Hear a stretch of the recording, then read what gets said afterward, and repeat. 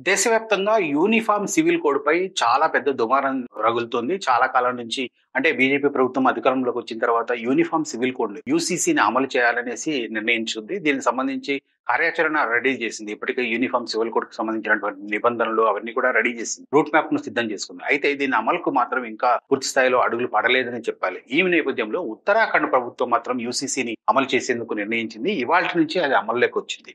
UCC అమలు చేయడం ద్వారా పౌరులందరికీ ఒకే రకమైనటువంటి సర్వీసెస్ అందుతాయి. ఖచ్చితంగా పౌర సమాజం మధ్య సత్సంబంధాలుంటాయి.